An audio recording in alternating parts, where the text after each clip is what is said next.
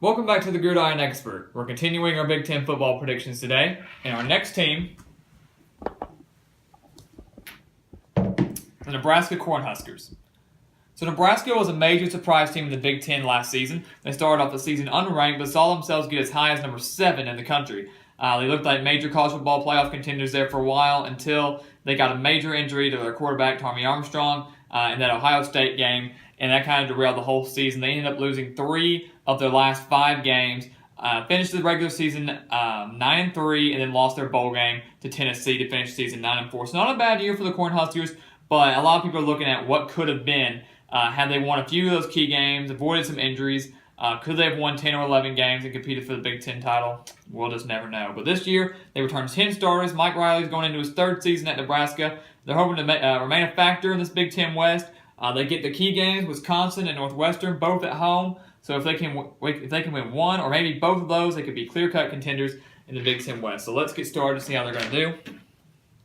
Open up the season against Arkansas State, one of the better or the best Sun Belt team other than Appalachian State. Usually those two teams are at the head of the Sun Belt. Not a team they need to overlook because Arkansas State and Appalachian State both usually are teams that can give teams some trouble, give them some scares, but not really worried about that. Nebraska played them back in 2012. That's the last time these guys met. Arkansas State could give Nebraska a challenge for about a quarter or two, and then Nebraska will run away with it.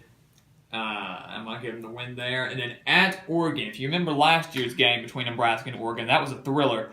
Nebraska ended up winning that game 35-32. Came down to the wire. It was a very exciting game.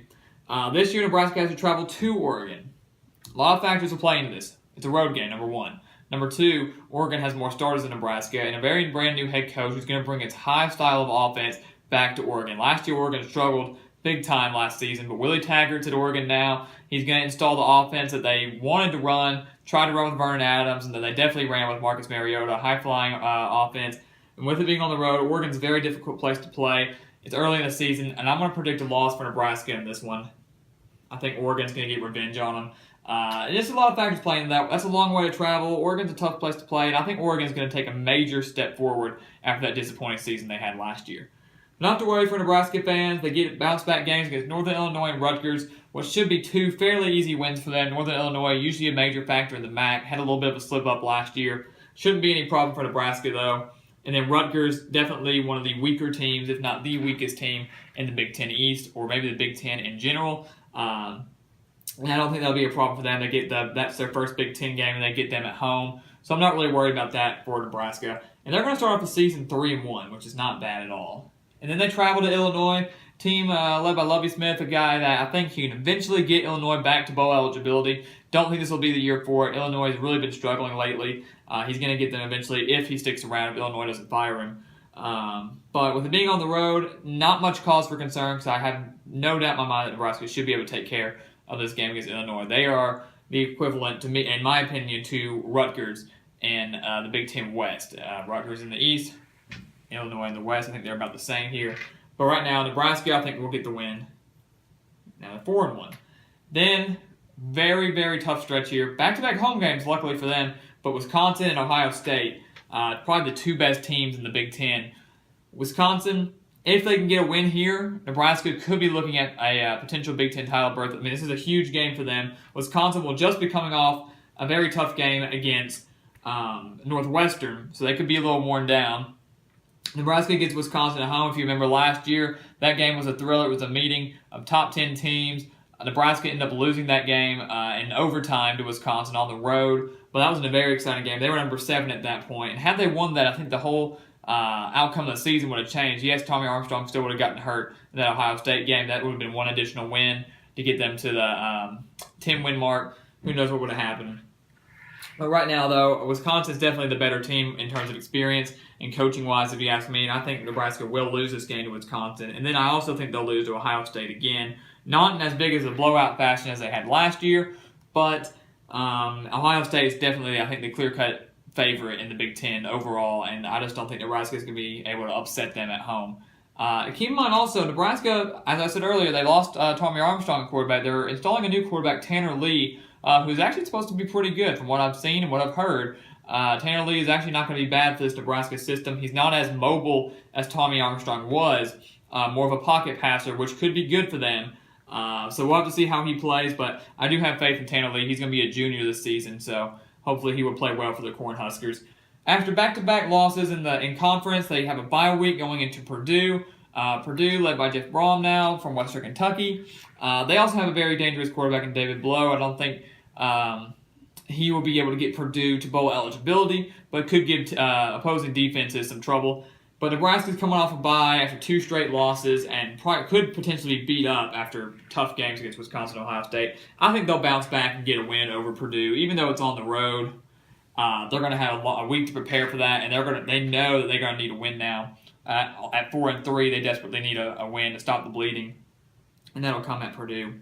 And then Northwestern, a team that I really have a lot of faith in this season. I'm buying into their hype, and I really do think they're going to surprise a lot of people. But I think Nebraska will trip them up in the first game of November because crazy things happen in November, and I think they will get the win over Northwestern at home. I think they're going to be riding high. Nebraska, if you look ahead, tough games in that final 3 stretch. They know that they need to get a win to get to bowl eligibility, and that's going to come against Northwestern.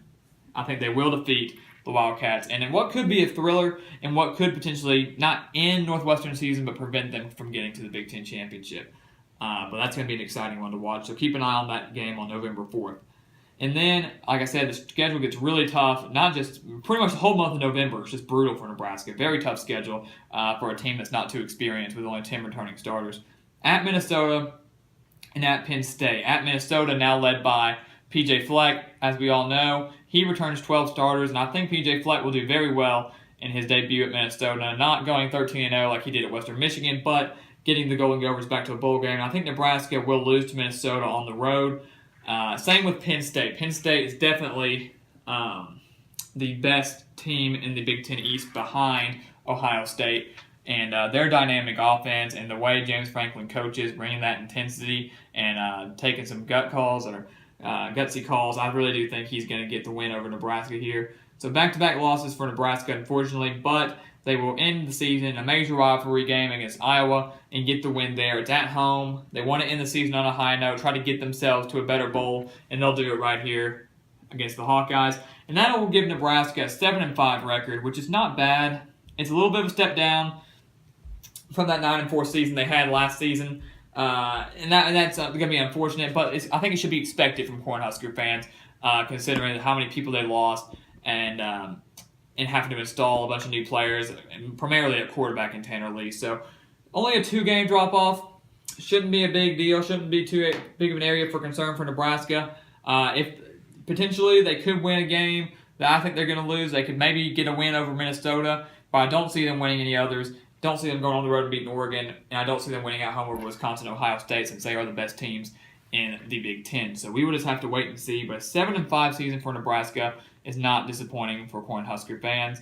Mike Riley definitely has them going in the right direction as well. Like I said, a little bit of a step down, but he still has them pointing in the right direction.